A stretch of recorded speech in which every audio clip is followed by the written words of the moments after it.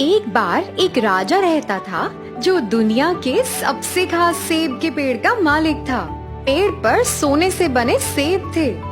हर दिन माली सेब की गिनती करता और उसे राजा को सौंप देता।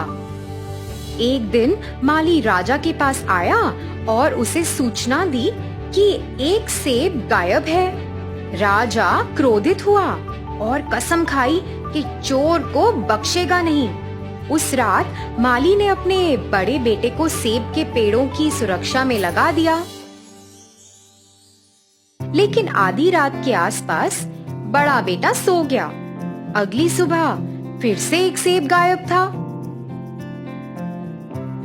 इस बार माली ने अपने दूसरे बेटे को सुरक्षा पर लगाया।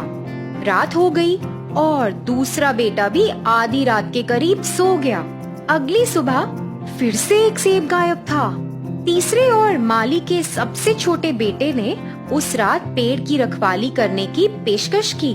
जैसे ही घड़ी ने 12 बजाए, उसने हवा में एक कर्कश आवाज सुनी और एक शुद्ध सोने की चिड़िया उड़ती हुई आई।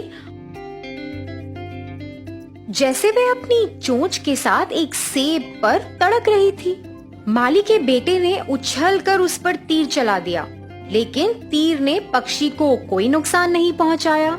इसने केवल अपनी पूंछ से एक सुनहरा पंख गिरा दिया और फिर वापस उड़ गया। सोने के पंख को सुबह राजा के पास लाया गया, लेकिन वह संतुष्ट नहीं था। उसे अब पूरा पंछी चाहिए था। लेकिन यह कौन करेगा? माली का सबसे बड़ा बेटा राजा के पास गया और उसने काम संभाला। जब वह जंगल से गुजर रहा था, उसने रास्ते के किनारे एक लोमड़ी को बैठे देखा।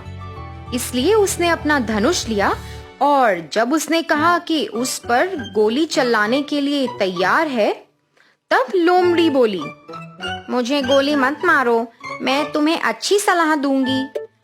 मुझे पता है कि आपका व्यवसाय क्या है और आप सोने की पंछी को ढूंढना चाहते हैं। आप शाम को एक गांव पहुंचेंगे। आप एक दूसरे के विपरीत 2 सराय देखेंगे। एक देखने में बहुत ही सुगत और सुंदर है और दूसरा उतना अच्छा नहीं है। रात को आराम करने के लिए आपको वो जो अच्छा नहीं है उसको चुनना है। इस मामले के बारे में जानवर क्या जान सकते हैं? ऐसा बोलकर उसने लोमड़ी पर अपना तीर चलाया, लेकिन वह चूक गया और लोमड़ी जंगल में भाग गई। फिर वह अपने रास्ते में चला गया और उस गांव में आया जहां 2 सराय थे।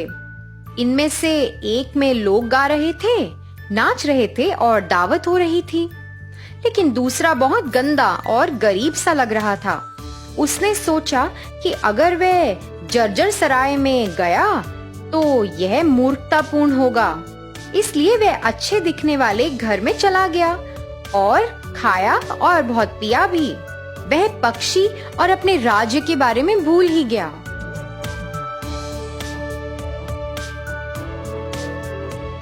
समय बीतता गया और पुत्र वापस नहीं आया।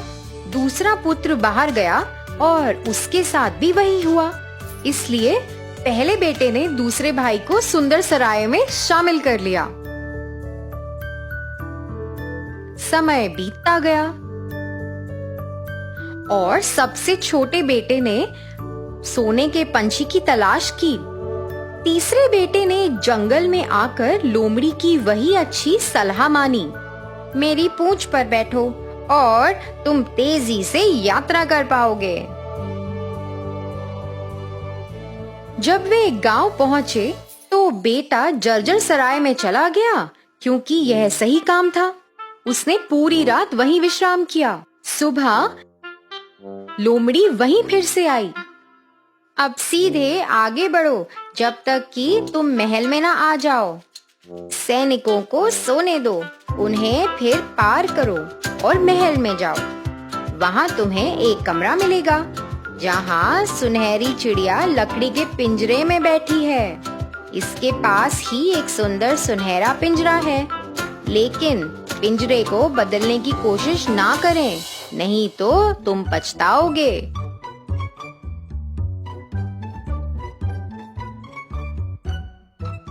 वे जल्द ही महल के दरवाजे पर पहुंच गया और उसने अंदर जाकर सब कुछ वैसे ही पाया जैसे लोमड़ी ने उसे बताया था। लेकिन उसने निर्देशों का पालन नहीं किया, क्योंकि एक सुनहरा पक्षी तो एक सुनहरे पिंजरे का हकदार था। लेकिन जैसे ही उसने दरवाजा खोला, पक्षी ने सोते हुए सैनिकों को चेतावनी देते हुए एक जोरदार चीख मारी और तीसरे बेटे को बंदी बना लिया गया। अगली सुबह राजा ने उसे मौत की सजा सुनाई। लेकिन बेटे ने अपनी जान की भीख मांगी तो राजा ने कहा, तुम्हें मैं सिर्फ एक शर्त पर बख्शूंगा। मुझे सोने का घोड़ा ला कर दो, मैं फिर तुम्हारे प्राण छोड़ दूंगा और तुम्हें स्वर्ण पक्षी भी दे दूंगा। अपने दोस्त लोमड़ी से मिलने पर बेटा अपनी यात्रा पर निकल पड़ा। आपने देखा कि क्या हुआ? तुमने मेरी सलाह नहीं मानी। अब तुम्हें सीधे उस महल में जाना होगा जहाँ घोड़ा अपने तबेले में खड़ा है। उसके बगल में एक आदमी है जो सोता रहता है। घोड़े को चुपचाप ले जाएं, लेकिन उस पर पुराने चमड़े की काठी ही रखना है, सोने का नहीं।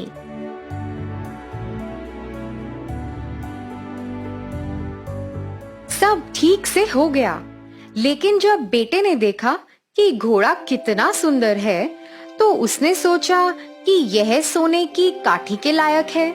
लेकिन जैसे ही उसने सुनहरी काठी उठाई, वो आदमी जाग गया और जोर से चिल्लाया। राजा ने उसे मौत की सजा सुनाई, लेकिन उसने फिर से राजा से अपनी जीवन की भीख मांगी।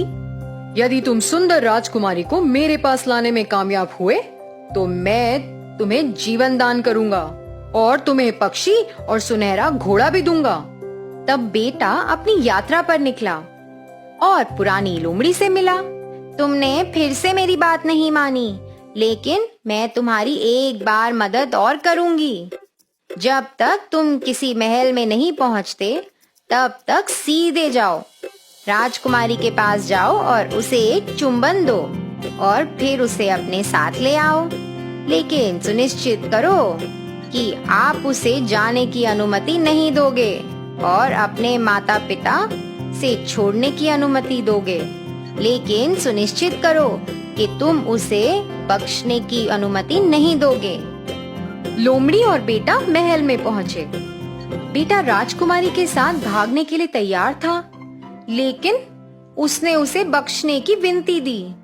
आखिर में बेटा राजी हो गया, लेकिन जिस क्षण वे अपने पिता के पास वापस गई, उसे फिर से कैदी बना लिया गया। मैं तुम्हें मेरी बेटी कभी नहीं दूंगा। जब तक मेरी खिड़की के बाहर की पहाड़ी को तुम खोद नहीं देते, तब तक मैं तुम्हें नहीं छोड़ूंगा। तुम्हें ये सब 8 दिनों में करना है।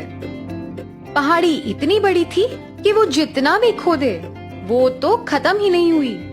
बस जब उसने हार मानी, तो उसकी दोस्त लोमड़ी वहाँ आई। उसने बेटे को सोने के लिए कहा और बोला कि वह खुद करेगी। सुबह में पहाड़ी चली गई और खुश राजा ने अपनी बेटी का हाथ उस लड़के के हाथ दिया। वे दोनों एक साथ चले गए और फिर से लोमड़ी से मिले। तुम्हारे पास सब कुछ हो सकता है, राजकुमारी, घोड़ा और सुनहरा पक्षी।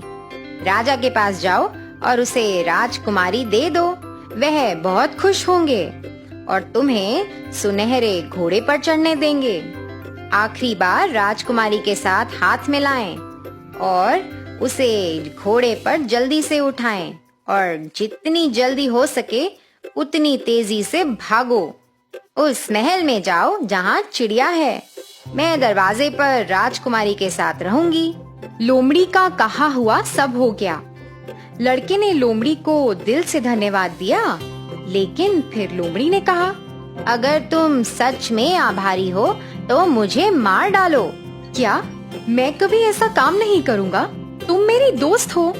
ठीक है, ये तुम्हारी इच्छा है, लेकिन वापस अपने रास्ते पर 2 चीजों से सावधान रहना।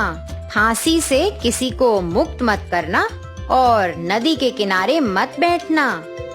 जब तक वह अपने दो भाइयों को छोड़ने गांव नहीं आया, तब तक बेटा राजकुमारी के साथ सवारी कर रहा था। वहाँ उसने शोर सुना और देखा कि दो आदमी फांसी पर चढ़ रहे हैं। लेकिन दोनों आदमी तो उसके भाई थे। उन्हें लुटेरों ने पकड़ लिया था और उन्हें मौत की सजा सुनाई गई थी। मेरे सारे पैसे छीन लो, लेकिन मेरे भाइयों को छोड़ दो। अपने भाइयों को बचाने के बाद वो सभी जंगल में आ गए, जहाँ लोमड़ी पहली बार मिली थी। और भाइयों ने कहा, चलिए खाने के लिए नदी के किनारे बैठते हैं और कुछ देर आराम करते हैं। सबसे छोटा भाई लोमड़ी की कही बात भूल गया था और नदी के किनारे बैठ गया। जब वह देख नहीं रहा था, वे उसके पीछे आया और उसे नदी के किनारे फेंक दिया। वे राजकुमारी, पक्षी और सुनहरे घोड़े को ले गया और अपने मालिक राजा के घर गया। हे महान स्वामी, हम सुनहरे पक्षी और बहुत कुछ के साथ यहाँ आए हैं। इस बीच सबसे छोटा बेटा नदी के तल के नीचे गिर गया था और सौभाग्य से यह लगभग सूखा था।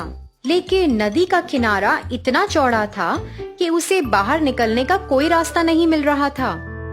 फिर वह बूढ़ी लोमड़ी आई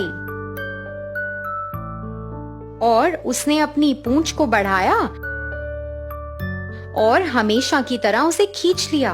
तुम्हारे भाइयों ने तुम्हें मारने के लिए एक चाल चली थी, इसलिए उसने खुद को एक गरीब आदमी के रूप में बनाया और राजा के दरबार में चला गया। उसके अंदर जाते ही घोड़ा खाने लगा, चिड़िया गाने लगी।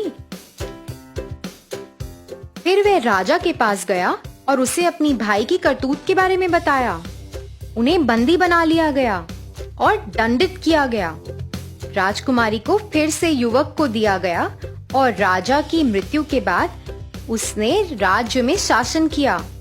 कुछ समय बाद नया राजा जंगल में टहलने गया और उसकी मुलाकात अपनी पुरानी दोस्त लोमड़ी से हुई। लोमड़ी ने उसे मारने के लिए भीख मांगी। मेरी दोस्त, क्या तुम एक काम करोगी? मैं तुमसे एक एहसान मांग रही हूँ, कृपया इसे कर दो। और सबसे छोटा बेटा उदास होकर राजी हो गया। जैसे ही लोमड़ी को मारा गया, उसे एक आदमी में बदल दिया गया। और जैसा कि यह निकला कि लोमड़ी राजकुमारी का भाई था, जो कई साल पहले खो गया था। फिर तीनों ने एक साथ एक सुखी जीवन व्यतीत किया।